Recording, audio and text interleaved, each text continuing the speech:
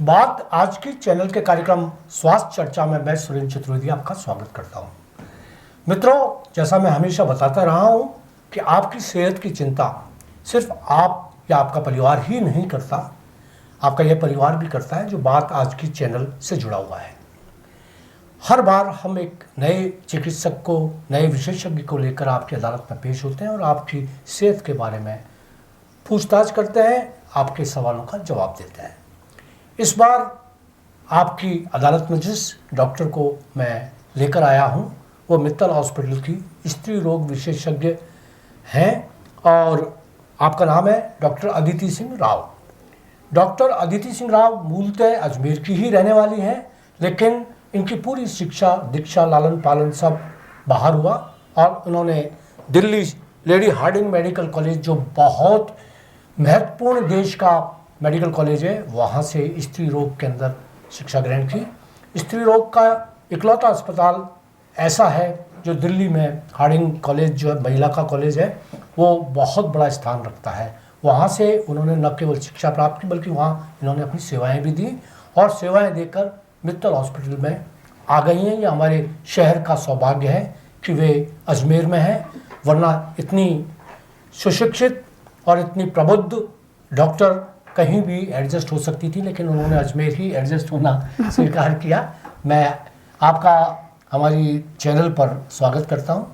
अदिति जी, थोड़ा बहुत आप अपनी शिक्षा के बारे में बताइएगा कि आप हार्डिंग कॉलेज में गए, क्यों गए, किस तरीके से, कहाँ आपकी प्रारंभिक शिक्षा हुई, कैसे आप वहाँ मेडिकल कॉलेज में पहुँच गए? एक्चुअली मेरी स्कूलिंग उदयपुर से हुई है। ओके। 12th तक मैं उदयपुर में ही थी जी। उसके बाद में कहीं न कहीं मेरे दिमाग में एक सपना था कि मैं MBBS करूं तो देश के सबसे नंबर 1 कॉलेज से करूं। बहुत अच्छा। शुरू से ही मेरे मन में लेडी हार्डिंग को लेकर, क्योंकि पहले भी कुछ जान पहचान वाले थे जिनका मैंने नाम सुना था, वो लेडी हार्डिंग से पास आउट हैं, तो उनके नाम सुनते ही दिमाग में ऐसे बहुत ऊंची इमेज आती थी कि लेडी हार्डिंग बहुत बड़ी चीज़ है। बिल्कुल। तो कहीं ना कहीं शुरू से मेरा सपना था कि मैं लेडी हार्डिंग में जाकर शिक्षा प्राप्त करूं और भगवान की दया से मुझे ये मौका प्राप्त हुआ। अच्छा, चलिए, आपके हस्बैंड भी डॉक्टर हैं? बिल्कुल। वो उनके बारे में थोड़ी सी जानकारी दें कि आप अजमेर कैसे आ गए? एक्चुअली पोस्ट मैरिज ही मुझे अजमेर शिफ्ट हुई हूँ मैं। वो कस्तूरबा डिस्पेंसरी जो मदार गेट पर है, वहाँ पे इंचार्ज हैं डॉक्टर हेमंत सिंह। हेमंत सिंह जी, चलिए, तो आप हस्बैंड वाइफ दोनों यहाँ हैं, इस वजह से आप आ गए। हमारा सौभाग्य है कि आप आए। स्त्री रोग जो होते हैं वो बहुत तरह से होते हैं और मैं समझता हूँ कि स्त्री जैसे ही अपनी उम्र में आना शुरू करती है, रोग शुरू हो जाते हैं। ख़ास तौर से 14-16 इस वर्ष की उम्र से बच्ची का जो विकास जैसे ही होता है, शारीरिक विकास होता है और उसके हिसाब से उनकी प्रॉब्लम्स आने लग जाती हैं। सबसे बड़ी प्रॉब्लम्स तो जो आती है वो मासिक धर्म में आती है। तो मासिक धर्म की प्रॉब्लम्स क्या क्या हैं, इस पर थोड़ी सी आप चर्चा करें। एक्चुअली मैं मासिक धर्म की जो समस्याएं हैं, इस चीज़ पर फोकस करना आजकल बहुत ज़रूरी हो गया है, क्योंकि जब हम OPD में बैठते हैं आजकल देखते हैं जैसे ही महीना चालू होता है लड़कियों को माहवारी से रिलेटेड प्रॉब्लम्स होने लग जाती हैं। उनकी मदर्स को इतनी टेंशन होने लग जाती है, वो बोलते हैं कि इसका वज़न इतना ज़्यादा बढ़ रहा है, टाइम पे पीरियड्स नहीं आ रहे हैं। मदर्स कहती हैं कि इतना वज़न तो अभी मेरा भी नहीं है जितना। कई बार हमें ऐसे केसेस देखने को मिलते हैं जो 12-13 साल की लड़कियां होती है और मदर्स बोलती हैं हमारे बराबर इसका वज़न अभी से हो गया है, तो हमें क्या करना चाहिए, क्या नहीं करना चाहिए। इसीलिए ये जो आपने सोचा है कि इस चीज़ के बारे में डिस्कस किया जाए, ये एक बहुत ही अच्छा कदम है। चलिए, तो इसकी जो समस्याएं बढ़ती हैं, इसके कारण क्या है, इसको क्या क्या ध्यान रखना चाहिए कि जैसे बच्ची आपकी पीरियड्स शुरू होते हैं उनके, तो उस पर क्या क्या सावधानियां बरतनी चाहिए? बिल्कुल, इस समस्या का मुख्य कारण है आजकल की लाइफस्टाइल। सबसे पहली चीज़ डाइट पे मैं फोकस करूंगी। इससे पहले अगर हम पुरानी बात करें हमारी नानी या दादी के ज़माने की, तो उस समय माहवारी से रिलेटेड प्रॉब्लम्स बहुत कम हुआ करती थी। उन्हें इतनी प्रॉब्लम्स के बारे में पता तक नहीं था। लेकिन जब हम आज की लेडीज़ में देखते हैं तो हर 5 से 6 महिला में से एक को PCOS नाम की बीमारी है या फिर मासिक धर्म से संबंधित प्रॉब्लम है। इसका मेन कारण है, जैसा कि मैंने बताया, डाइट में आजकल जंक फूड बहुत ज़्यादा इंक्लूड हो गया है। खाने में चीनी वाली चीज़ें, मैदा वाली चीज़ें, फ्राइड फूड जितना ज़्यादा हम लेंगे उससे अपना वेट बढ़ेगा, और वेट बढ़ने से हार्मोनल डिस्टर्बेंस बॉडी में होगा, जिसके कारण मासिक प्रॉब्लम या मेंस्ट्रुअल प्रॉब्लम्स रहेंगी। लेकिन ये एक तरह का विशियल साइकिल बन जाता है। जितना हार्मोनल डिस्टर्बेंस होता है वो फिर दोगुनी गति से अपना वेट बढ़ाता है। तो जब तक अपन वेट कंट्रोल नहीं करेंगे मेंस्ट्रुअल प्रॉब्लम होती रहेगी। जितनी मेंस्ट्रुअल प्रॉब्लम होगी या हार्मोनल डिस्टर्बेंस होगा, वापस वेट गेन होगा। तो कहीं ना कहीं इस जो विशियस साइकिल को हमें तोड़ना बहुत ज़रूरी है कंट्रोल करने के लिए। डॉक्टर साहब, एक चीज़ मतलब मानी जाती है प्राय कि जहाँ जो गर्म प्रदेश हैं, जैसे अपना राजस्थान एक गर्म है, यहाँ सूर्य की ऊर्जा ज़्यादा होती है, गर्मी बहुत ज़्यादा तेज़ी से पड़ती है, कहीं सर्दी ज़्यादा तेज़ी से पड़ती है, तो क्या सर्दी और गर्मी और मौसम का असर भी इस तरीके की बीमारियों पर पड़ता है? एक्चुअली मौसम का सर्दी गर्मी का इतना ज़्यादा फर्क नहीं पड़ता है, लेकिन एक रोल जो प्ले करता है वो है हमारी सेडेंटरी लाइफस्टाइल। हम कहीं ना कहीं, हमारी लाइफ आजकल एक कमरे के अंदर बंद होकर सीमित रह गई है, जो कि पहले नहीं थी।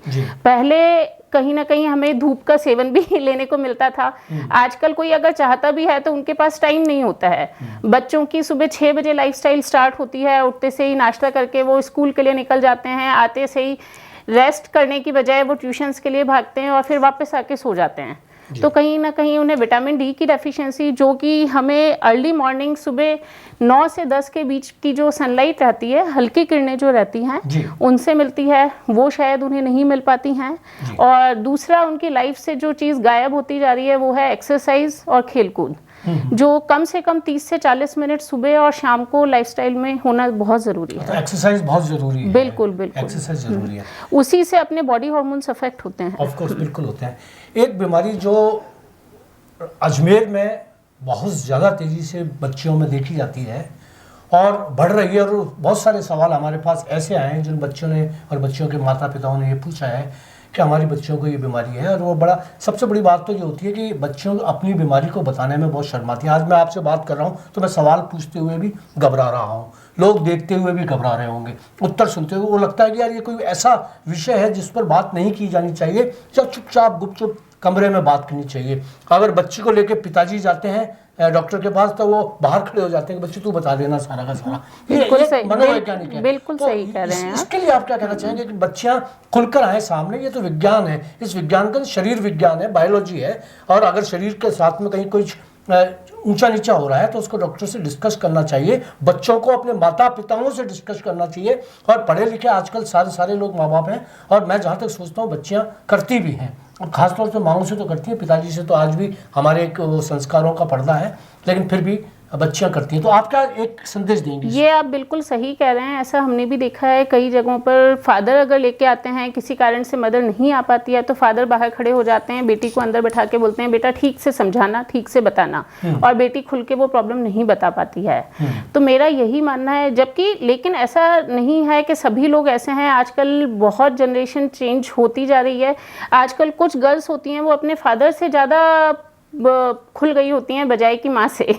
आजकल फादर्स बेटियों का बहुत ध्यान रखने लगे हैं, और मैं ये चाहूँगी ये चीज़ हमें सभी परिवारों में इस चीज़ को खुलकर बात करनी होगी, ताकि बच्चों के अंदर से एक झिझक निकले और किसी चीज़ की अगर कोई प्रॉब्लम है तो सही समय पर इलाज हो सके। क्योंकि अगर सही समय पर इलाज नहीं होता है तो वो एक बड़ी बीमारी का रूप ले लेता है, जो बाद में ठीक करना भी मुश्किल हो जाता है। डॉक्टर साहब, होता क्या है कि जब बच्ची बड़ी होने लगती है, बिल्कुल छोटी सी बच्ची होती है, 4 साल की, 6 साल की, 8 साल की, और जब उसमें हार्मोनल चेंज आते हैं और अचानक उसको ये लगता है कि मेरे शरीर के अंदर कोई ऐसी प्रक्रिया हुई है, ऐसी हुई है, तो घबरा जाती है। तो और अब तो फिर भी थोड़ा बहुत बच्चों को बताया जाने लगा है कि मेंसेस क्या होता है, माहवारी क्या होती है। पहले तो बताते भी नहीं थे, और उसके बाद में साफ सफाई का कितना ध्यान रखना चाहिए, क्या नहीं रखना, कोई कुछ एजुकेशन दी नहीं जाती।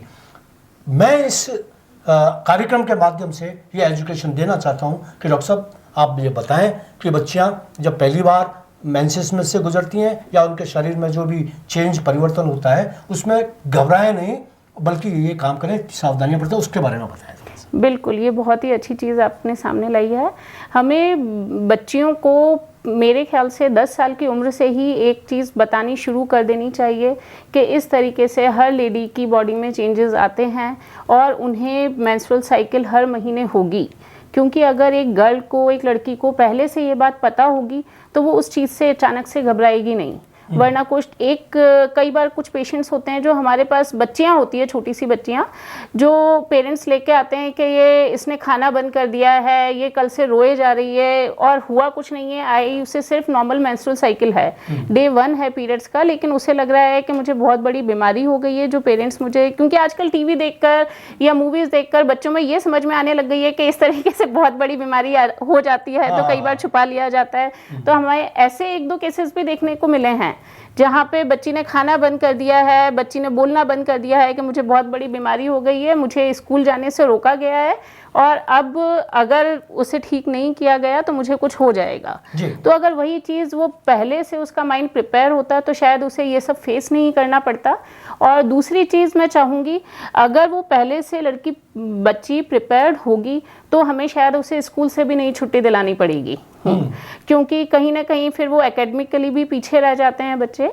और हाइजीन की जहाँ तक बात है, आजकल तो गवर्नमेंट ने भी काफ़ी प्रोग्राम्स स्टार्ट कर दिए हैं, तो लोगों में वैसे भी अवेयरनेस बढ़ गई है, पर फिर भी उन्हें स्टेराइल पैड ही यूज़ करना चाहिए और उसे भी टाइम टू टाइम चेंज करना चाहिए। स्टार्टिंग के 1-2 महीने ऑब्वियसली मदर्स को उनकी हेल्प करनी पड़ेगी, लेकिन इस चीज़ का मदर्स को स्पेशली ध्यान रखना होगा। मित्रों, आप समाज में हैं और ख़ासतौर से महिलाएं अपनी बच्चियों का ध्यान रखें, पिताजी भी रखें, क्योंकि ये ऐसा है कि बच्चे जब पैदा होते हैं तो उनकी बीमारियां या उनके जो चेंजेस, जो शारीरिक परिवर्तन होते हैं शरीर के, वो आते हैं, स्वाभाविक आते हैं, प्राकृतिक रूप से आते हैं। उनका आप ख्याल रखें और आप ये ध्यान रखें कि अब आने वाले हैं, ऐसा समय आना चल रहा है, इस एज में चल रहा है, तो उसका आप ध्यान रखें। एक जो सबसे ज़्यादा सवाल हमारे पास आए हैं वो आए गिनोरिया या श्वेत प्रदर जो होता है, वो क्या है और ये क्यों बढ़ रहा है और इसको रोकने के लिए क्या किया जाना चाहिए? एक्चुअली ये भी एक तरह का वजाइनल इन्फेक्शन ही है जो लेडीज़ में बहुत कॉमन है और इसमें एक मुख्य कारण पर्सनल हाइजीन ठीक से नहीं रख पाना भी है जी। इसमें इसीलिए हम कहते हैं कि अगर बच्चियों को स्कूल टाइम से ही स्कूल में और घर में दोनों जगह प्रॉपर हाइजीन रिलेटेड एजुकेशन दी जाए तो वो इस चीज़ से अपना बचाव कर पाएंगे। और कभी भी समय रहते अगर प्रॉब्लम होती है तो इस चीज़ का ट्रीटमेंट सावधानी से रखें। बल्कि कई बार हम ये देखते हैं कि गर्ल्स को या लेडीज़ को ट्रीटमेंट के लिए बहुत लेट लाया जाता है, जब तक वो बीमारी बढ़ नहीं जाती है ट्रीटमेंट के लिए नहीं लाया जाता है और वो अपने घरेलू उपाय यूज़ करते रहते हैं। कोई बोलता है मैंने वैसलीन लगा ली, कोई बोलता है मैंने कोकोनट ऑयल अप्लाई कर लिया, फिटकरी यूज़ कर ली। तो ये सारी चीज़ें इस चीज़ को बढ़ावा देती हैं। कोई वेजाइनल इन्फेक्शन हुआ है उस चीज़ को बढ़ाने में मदद करती है, ना कि उसे ठीक करने में। टेम्परेरी तौर पर हो सकता है आपको थोड़ा रिलीफ महसूस हो, लेकिन बाद में ये प्रॉब्लम इस चीज़ से बढ़ेगी। आप टाइम पे डॉक्टरी सलाह और परामर्श लें, इलाज लें, वो बेटर रहेगा।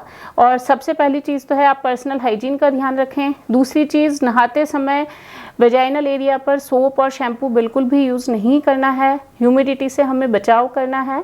ये प्रिवेंशन के तरीके हैं इस चीज़ के। बिल्कुल, बहुत अच्छी बात बताई है। मैं समझ रहा हूँ कि इस पर ज़्यादा बहस करने की ज़रूरत नहीं है। एक होता है कि बच्ची जैसे ही बड़ी होती है और उसके मेंसेस जब शुरू होते हैं, माहवारी जब शुरू होती है, बीच में डिस्टर्बेंस आने लग जाता है। और डिस्टर्बेंस आने से क्या है कि बच्ची तो जानती है कि ये मेरा प्राकृतिक ही कहीं कुछ हुआ है, लेकिन माँ बापों की चिंता दूसरी और वजहों से बढ़ जाती हैं। तो उसके अंदर ये क्यों होता है और माँ बापों को आप क्या वो देना चाहेंगे कि अगर बाई दी हुई बच्ची के साथ में ऐसा होता है तो आप उसको गलत दिशा में ले जाकर सही सोच के साथ में उनका इलाज कराएं, तो वो इलाज क्या क्या होता है? शुरू का 1 साल लड़की की मेंस्ट्रुअल साइकिल सेट होने में लग सकता है। उसके लिए अगर बच्ची को 2 महीने या 3 महीने चढ़ के पीरियड्स आते हैं या ठीक से पीरियड्स नहीं आते हैं तो बहुत ज़्यादा घबराने की या टेंशन लेने की ज़रूरत नहीं है। उसे इस समय बहुत ज़्यादा टेस्ट करवाने की या फिर ट्रीटमेंट दिलाने की भी ज़रूरत नहीं है। लेकिन जिन चीज़ों पे हम इस समय ध्यान दे सकते हैं वो है better healthy diet and healthy lifestyle. अगर हमारी डाइट या लाइफस्टाइल के कारण कोई हार्मोनल डिस्टर्बेंस होगा तो उस चीज़ को हम विदिन 1 ईयर डाइट और लाइफस्टाइल से ही ठीक कर पाएंगे। लेकिन अगर आगे जाकर भी सेम प्रॉब्लम परसिस्ट करती है तब हमें आगे फर्दर टेस्ट और ट्रीटमेंट की ज़रूरत रहती है। बिल्कुल सही कहा आपने। एक जब चलिए अब अपन एज वाइज चल रहे हैं ना, तो अब होता है कि शादी भी होगी बच्ची की। शादी के बाद में जब आदमी ये उम्मीद करता है कि भाई बच्चे भी होंगे। जब बच्चे होने वाली अवस्था आती है और बच्चे नहीं हो पाते और चिंताएं बढ़ती चली जाती हैं और घर और परिवार की चिंता होती है, समाज की चिंता बनने लग जाती है। समाज और अड़ोसी पड़ोसियों को भी ज़्यादा चिंता होने लगती है और कहाँ लगता है कि लड़के में कमी है, लड़की में कमी है, लड़की में कमी। ये क्या होता है उसका, और उसके अंदर कैसे अपन उस मानसिकता से निकले? हाँ बिल्कुल, मैं ये कहूँगी एक तो आजकल की लाइफस्टाइल के अकॉर्डिंग जो एज ऑफ मैरिज है वो कहीं ना कहीं 20 इयर्स से 30 इयर्स पे शिफ्ट हो गई है। तो जब हम 30 इयर्स के बाद में प्रेगनेंसी प्लान करते हैं तो कंसीव होने से रिलेटेड या फिर प्रेगनेंसी रिलेटेड कॉम्प्लिकेशंस कुछ स्तर पर अपने आप ही एज के अनुसार बढ़ जाती हैं। लेकिन उसके लिए हम ये तो नहीं कहेंगे कि आप पहले शादी करें बाद में अपनी लाइफ या जॉब को प्रायोरिटी दें, ये डिसीजन हमारा नहीं हो सकता। लेकिन हम ये कह सकते हैं कि अगर विद इन 1 ईयर साथ में विदाउट प्रिकॉशन रहने के बाद में भी कंसीव नहीं कर पाते हैं तो हस्बैंड और वाइफ दोनों को अपने कुछ टेस्ट कराने चाहिए ताकि अगर कुछ प्रॉब्लम हो तो वो टाइमली ट्रीट करके हम इलाज कर सकें।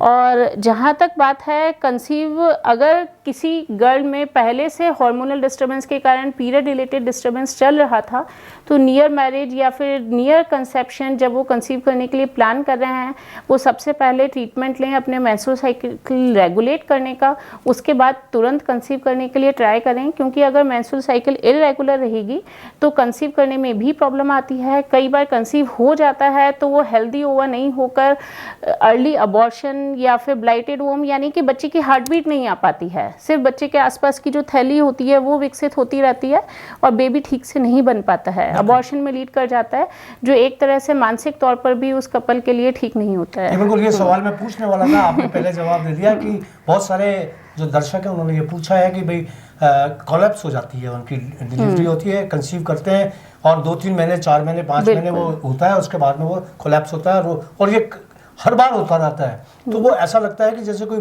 भारी बीमारी है जिसकी वजह से हो रहा है, जबकि आजकल वैज्ञानिक युग के अंदर अगर ठीक ठाक जांच की जाए, ठीक तरीके से ट्रीटमेंट दिया जाए तो उसको बढ़ाया जा सकता है। आप क्या करती हैं ऐसे उसमें कुछ चीज़ें, जैसे कि आपने बोला एक बार हो रहा है, बार बार होने के चांसेस रहते हैं जैसा कि आपने बताया, तो उन लेडीज़ के लिए मैं सबसे पहले कहना चाहूँगी एक तो बेसिक है कि आपको टेस्ट कराने हैं टू नो द रीज़न कि कारण क्या है जिस कारण से अबॉर्शन हुआ।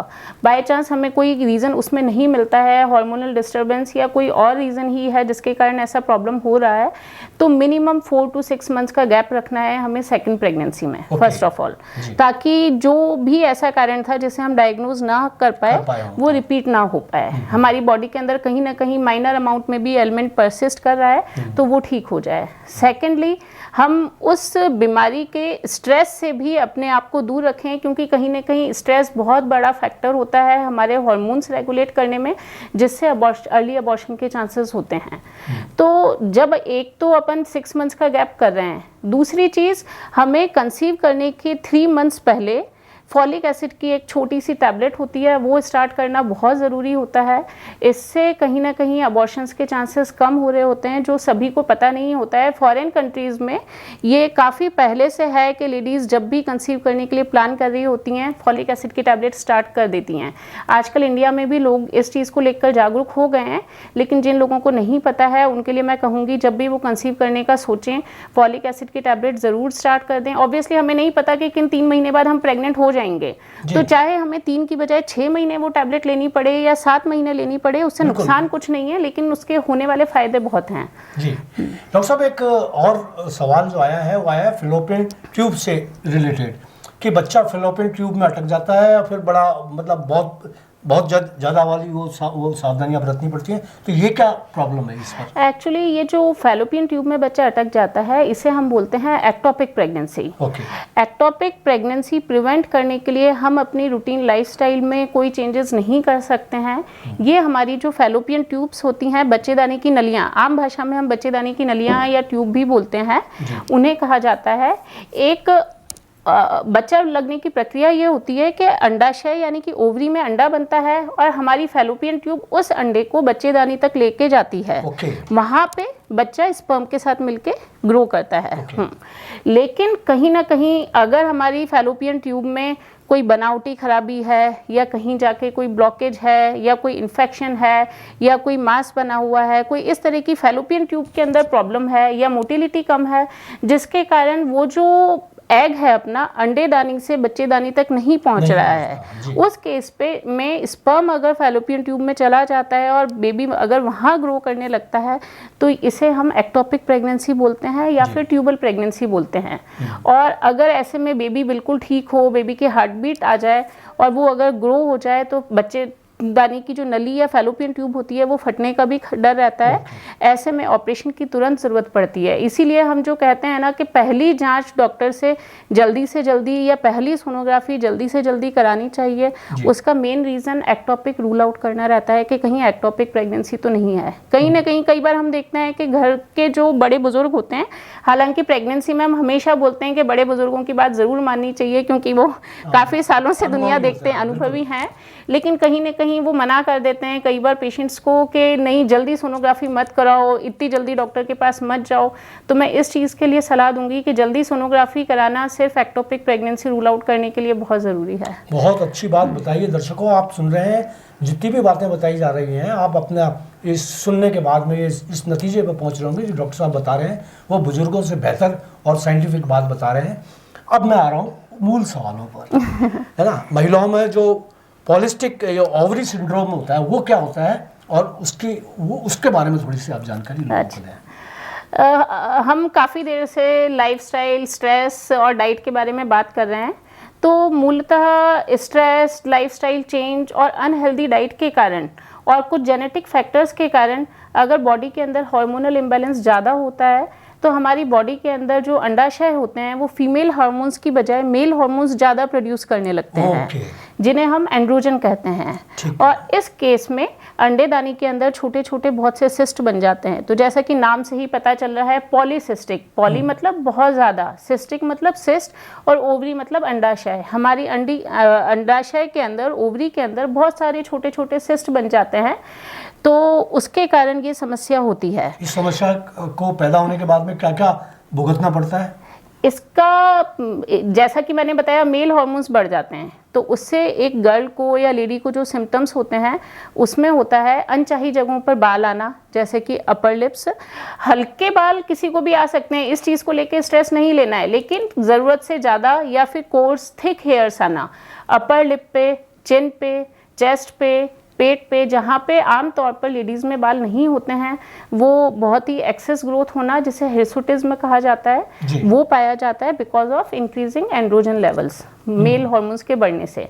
दूसरी चीज़, जैसा कि मैंने बताया, छोटी छोटी बहुत सारी सिस्ट बन जाती हैं। आमतौर पर कंसीव करने के लिए क्या होता है, हमें एक ही फॉलिकल अच्छा चाहिए होता है ओवरी में, जो पीरियड्स के चौथे दिन पे रिलीज होकर एग रिलीज करता है और बेबी को विकसित करने में हेल्प करता है। लेकिन जब इतने सारे छोटे छोटे सिस्ट बन जाते हैं तो वो एक एग को रिलीज नहीं होने देते हैं, यानी कि ओव्यूलेशन टाइम पे नहीं हो पाता है, तो ये आगे जाकर इनफर्टिलिटी यानी कि कंसीव करने में भी प्रॉब्लम कर सकता है। जी, तो अब ये समस्या का तो कोई इलाज जो है क्या ऑपरेशन से होता है या किस तरीके से होता है? ये सिस्ट जो है वो कैसे हटाए जाते हैं, फिर कैसे कम किया जाता है, दवाइयों से, या और इसका इलाज क्या है, उपचार क्या है? बिल्कुल, इसका इलाज 2 साइडेड होता है। ऐसा नहीं है कि सिर्फ आप डॉक्टर के पास गए, डॉक्टर ने दवाई दी, आपने डॉक्टर की दवाई खाई और आप बिल्कुल ठीक हो गए।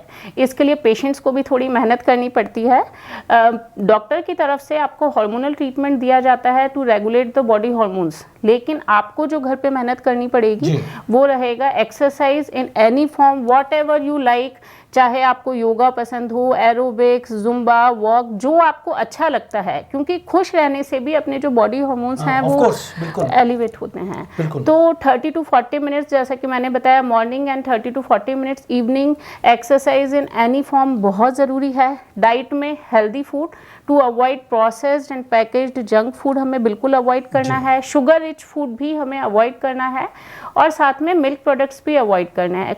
कई बार कुछ पीसीओडी के पेशेंट्स आते हैं और बोलते हैं हमने तो दूध पीना भी बंद कर दिया है लेकिन बीमारी नहीं जा रही है, तो ये बहुत बड़ा मिथ है। दूध पीना बंद नहीं करना है, I am just saying milk products की एक्सेस क्वांटिटी को हमें रिड्यूस करना है, क्योंकि आजकल कहीं ना कहीं चीज़, मेयोनीज़, 2-3 बार दूध पीना, इस चीज़ सबसे जो मिल्क प्रोडक्ट्स की क्वांटिटी बढ़ जाती है वो हमें रिड्यूस करनी है। और दवाई और लाइफस्टाइल चेंज के अलावा आजकल जो मेन प्रॉब्लम है जिसके कारण पीसीओडी बढ़ रहा है वो है लेट नाइट शिफ्ट्स। जहाँ तक जॉब की बात की जाए तो जॉब में मैक्सिमम गर्ल्स और बॉयज़ में अब कोई डिफरेंस नहीं है, सब लोग लेट नाइट शिफ्ट्स भी करते हैं। और जो कॉर्पोरेट कंपनीज़ हैं वहाँ पे नाइट शिफ्ट्स उनका वर्क फ्रॉम होम में भी चलता है।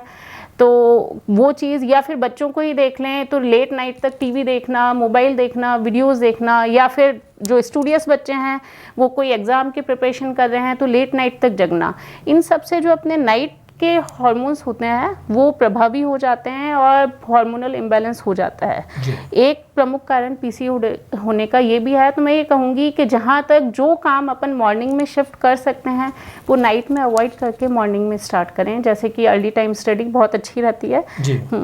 अब एक सवाल, जो अंतिम सवाल मैं आपसे पूछना चाहूँगा कि महिला प्रेग्नेंट हो गई है, बच्चा आने वाला है, बच्चा होगा तय है, कई बार बच्चे मंद बुद्धि आ जाते हैं, कई बार एबनॉर्मल जो चाइल्ड्स आते हैं होते हैं वो किस तरीके से होते हैं, क्या होता है और क्या सावधानियां रखनी चाहिए कि ऐसा बच्चा ना हो?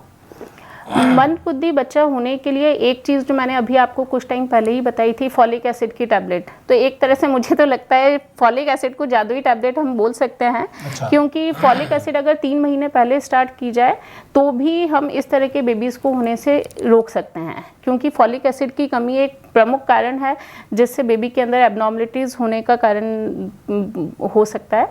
दूसरी चीज़, timely sonography and timely blood test. Sonography एक 3rd मंथ पे होती है जिसे हम बोलते हैं एंटी एनबी स्कैन, और उसके साथ ही होता है ड्वेल मार्कर टेस्ट। ये जेनेटिक टेस्टिंग है। सोनोग्राफी पे हम बेबी की सिर्फ बनावटी खराबी देख सकते हैं कि बेबी के अंदर दिखने में कोई खराबी तो नहीं है, लेकिन कई बार क्या होता है बेबी दिखने में बिल्कुल अच्छा होता है लेकिन होने के बाद में पता चला वो बोल नहीं पा रहा, या फिर मंद बुद्धि बच्चे जो हम देखते हैं कई बार उसके अंदर कोई जेनेटिक डिसऑर्डर होता है जिसके कारण वो अपने काम करने में असमर्थ होता है या मानसिक तौर पर विकसित नहीं होता है।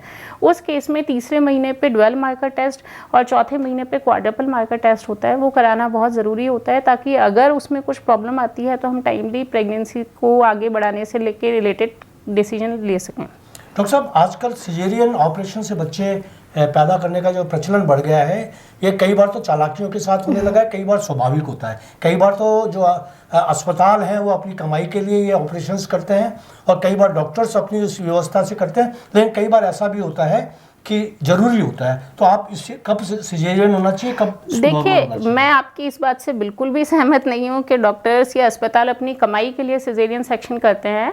जैसा कि धीरे धीरे करके हमारा खान पान बदलता जा रहा है या लेडीज़ की, गर्ल्स की टॉलरेंस पावर चेंज होती जा रही है, उस चीज़ का भी सिजेरियन सेक्शन बढ़ाने में कहीं ना कहीं बहुत ज़्यादा रोल है। जी। कई बार क्या होता है, लेबर पेन्स स्टार्ट होते हैं और तभी लेडीज़ बोलने लग जाती हैं कि अगर 1 घंटे में बच्चा नहीं हुआ तो मैं डिलीवरी नहीं कराऊंगी, है ना। या फिर उनके दर्द बढ़ाने के लिए या डायलेटेशन करने के लिए जो दवाइयाँ दी जाती है वो हम बोलते हैं कि ये दवाई आपके लिए ज़रूरी है, वो ड्रिप हटा के भाग जाते हैं या फिर वो बोल देते हैं कि नहीं ये मेडिसिन मैं नहीं लूँगी चाहे कुछ भी हो जाए। कई बार एक रीज़न ये भी हो जाता है। बाकी मैं सभी लेडीज़ को ये सलाह दूंगी, सामान्य रूप से प्रसव हर तरीके से सिजेरियन प्रसव से बेहतर है। क्योंकि अगर सामान्य नॉर्मल डिलीवरी फर्स्ट प्रेगनेंसी में आपकी नॉर्मल डिलीवरी होती है तो आगे जाकर नेक्स्ट प्रेगनेंसी में नॉर्मल डिलीवरी के चांसेस अपने आप बढ़ जाते हैं, लेकिन अगर फर्स्ट डिलीवरी ही आपकी सिजेरियन सेक्शन के द्वारा होती है तो नेक्स्ट प्रेगनेंसी में अपने आप सिजेरियन सेक्शन की रेट्स बढ़ जाते हैं। उस समय लेडीज़ इतना ध्यान नहीं दे पाती हैं, उन्हें लगता है कि बस बच्चा करा दो मेरा पेन दूर हो जाए, लेकिन उस समय आपको मेंटली स्ट्रांग पहले से होके आना पड़ेगा कि आपको पेन टॉलरेट थोड़ा बहुत करना होगा। दूसरी बात, एक चीज़ और मुझे लगा आप पूछेंगे पेनलेस लेबर के बारे में। कई बार लेडीज़ बोलती हैं कि या तो आप हमें पेनलेस लेबर दे दीजिए या फिर सिजेरियन सेक्शन कर दीजिए। तो मैं ये कहूँगी पेनलेस लेबर, हालांकि मित्तल में सुविधा है पेनलेस लेबर की, लेकिन मैं पेनलेस लेबर को ज़्यादा प्रमोट नहीं करती हूँ। उसका एक कारण यह है, जब पेनलेस लेबर रहती है तो बच्चेदानी का मुंह पूरा खुल जाता है, सारी चीज़ें बिल्कुल टाइम टू टाइम ठीक चलती है, लेडी भी पेन टॉलरेट करती है, लेकिन लास्ट टाइम पे जब डिलीवरी का टाइम आता है तो एक मदर जो पेन के साथ पुश करती है वो पुश नहीं कर पाती है और जब पेन के साथ मदर पुश नहीं करेगी तो डायलिटेशन का भी कोई फ़ायदा नहीं है। बेबी के आउट होने के लिए या डिलीवरी के लिए हमें कई बार वैक्यूम या फॉरसेप्स इस्तेमाल करने पड़ते हैं जी। जो माँ और बेबी दोनों के लिए हार्मफुल हो सकते हैं, मदर और बेबी दोनों के लिए हार्मफुल हो सकते हैं। तो एक फॉरसेप्स डिलीवरी या वैक्यूम डिलीवरी से बेटर मैं सिजेरियन सेक्शन मानती हूँ, इसलिए मैं पेनलेस लेबर को ज़्यादा प्रमोट नहीं करती हूँ। बाकी नॉर्मल डिलीवरी के दूसरे फ़ायदों में ये भी है कि नॉर्मल डिलीवरी होते से ही बेबी मदर आराम से बैठकर बेबी को ब्रेस्ट फीड करा सकती है, जबकि सिजेरियन में एटलीस्ट 2 डेज़ लगते हैं ब्रेस्ट फीडिंग स्टार्ट होने में। जी जी। तो दोस्तों, आपने सुना डॉक्टर अदिति सिंह राव को, जो मित्तल हॉस्पिटल में स्त्री रोग विशेषज्ञ हैं। डॉक्टर साहब, आपने आज जो जानकारियाँ दी उसके लिए बहुत बहुत धन्यवाद। आपने बहुत सलीके के साथ में ऐसी ऐसी जानकारियां दे दी जो बच्चों को ज़रूरी है, परिवारों को ज़रूरी है, महिलाओं को ज़रूरी है, खासतौर से महिलाओं के साथ पुरुषों को भी ज़रूरी है कि वो अपने बच्चों के बारे में इस बात का ख्याल रखें। आप आए, आपका बहुत बहुत शुक्रिया, धन्यवाद। Thank you.